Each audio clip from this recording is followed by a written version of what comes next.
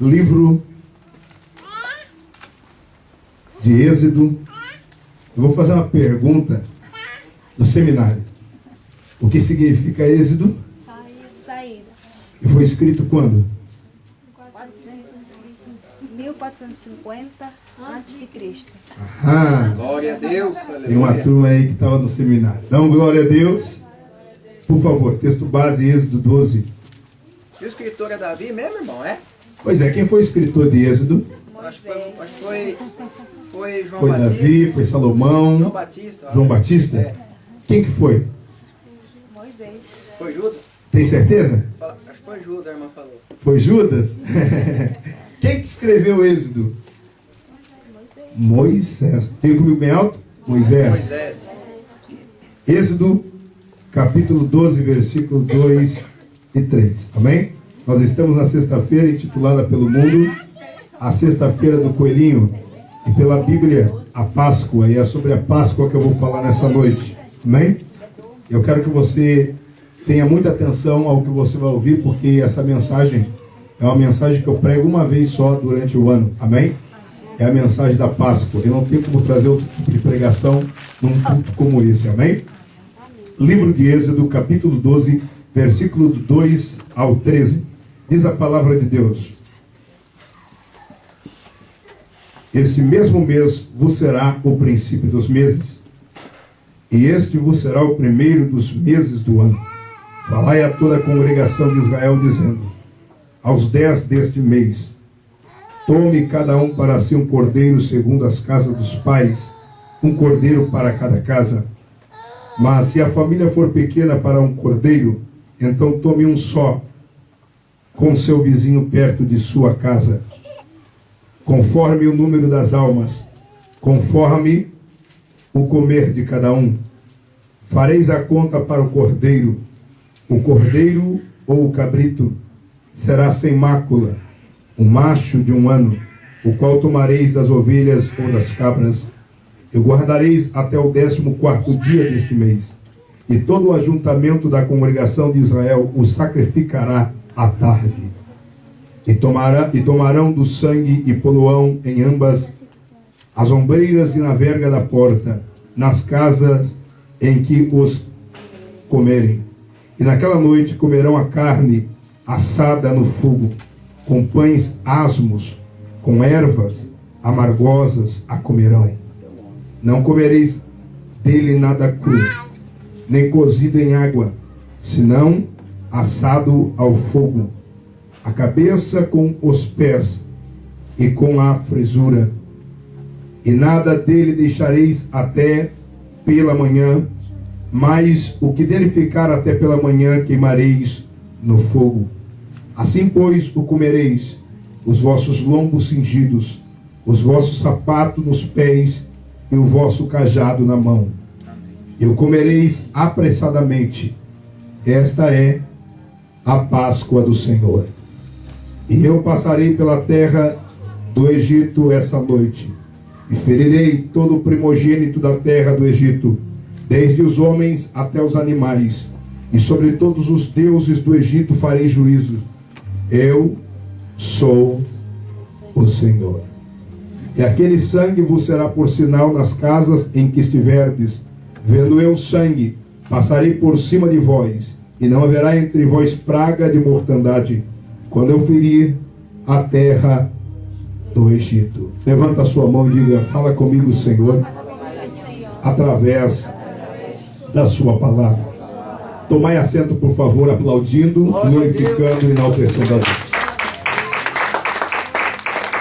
Louvado seja o nome de Jesus Cristo, qual é o propulsor de todo esse evento célebre, essa festa figurativa chamado Páscoa. Nós louvamos a Deus por cada ano em que comemoramos esse evento de forma diversificada ou diferente que o mundo comemora. Eu quero aqui de antemão falar a respeito do que significa a Páscoa, e se você me pedir um tema, eu vou colocar a Páscoa e o cristão, o verdadeiro sentido da Páscoa.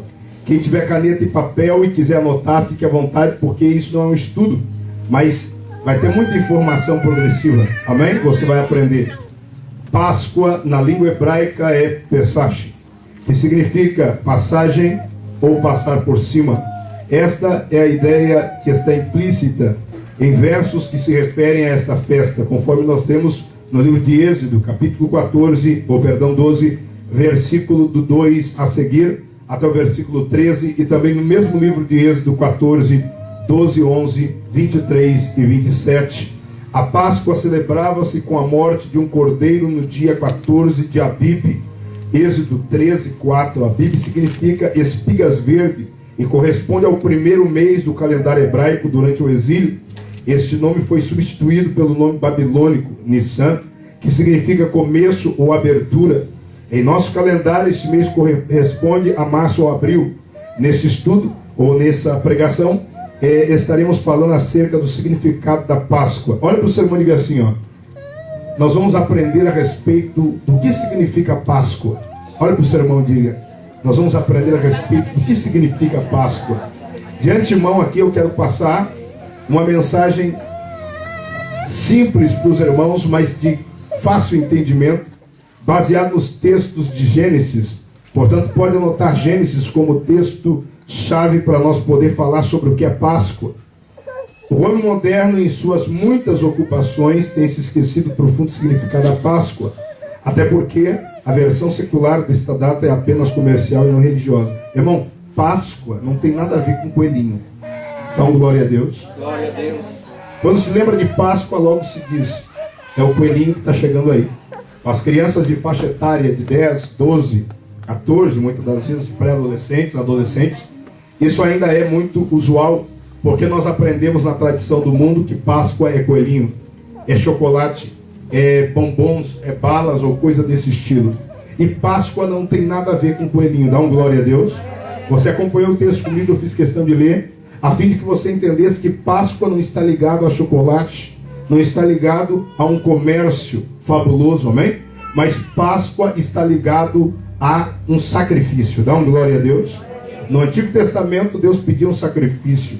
Eu li para vocês a 13ª praga, que foi a praga dos primogênitos. A Bíblia diz que Deus feriu a terra do Egito. Egito era a capital do mundo antigo na medicina. Ou seja, havia recursos para a saúde em todas as áreas no Egito. Todas as pessoas de Canaã, pessoas que viviam em cidades circunvizinhas ao Egito, se hospedavam e refugiavam a sua esperança de solução física através da cultura egípcia e na sua medicina. Eu quero falar para vocês que no mundo antigo, o Egito ele tinha muito mais do que ele podia dar. No entanto, que o Egito também se tornou um polo comercial extraordinário de cereais, já no governo de José. A Bíblia diz que não havia alimento em nenhuma das terras vizinhas, mas na terra do Egito havia alimento, havia cereal. Isso daí é para você entender que o Egito não era simplesmente um mundo que nós figuramos como um mundo difícil, o mundo de sacrifício, o mundo de oponência contra o propósito de Deus, mas o Egito foi refúgio, foi terra de bonança, foi terra de prosperidade. Alguém me exortou esses dias dizendo: pastor, nós temos que dar graças a Deus pela Suíça. E eu disse: é verdade. Sabe por quê? Porque na Suíça muitas pessoas que vêm para cá vêm numa condição desprezível do seu país, vêm numa condição social horrível, terrível. Chega aqui na Suíça, muitas das vezes fica colocando crítica no estilo ou até mesmo no governo político ou na administração social, e muitas das vezes não reconhece o prato que Deus coloca, o banquete que Deus coloca na mesa, a condição financeira, a possibilidade de fazer aquilo que não se fazia no seu país. E eu disse: é verdade. Não adianta, meus irmãos, nós querer censurar aquilo que Deus abençoou. Levanta as mãos e dá glória a Deus, porque para muitos esse país pode ser desprezível, o seu governo pode ser ruim, mas para aqueles que Deus trouxe para esse país tem sido refúgio. Levanta a sua mão e dá glória a Deus. Levanta as mãos e dá glória mais forte. Então o Egito não simboliza só lugar de tribulação, só lugar de miséria, só lugar de escassez, só lugar de sofrimento e escravidão. Egito simboliza também lugar de refúgio, lugar de recuperação, lugar de saúde, saúde financeira, saúde espiritual, saúde em todas as áreas, recursos que nós não tínhamos. Agora preste atenção, a Bíblia Sagrada diz que no Egito houve um tempo, eu falei isso no seminário, um tempo que Deus se silenciou para o seu povo. No Egito entrou o povo de Deus, os hebreus,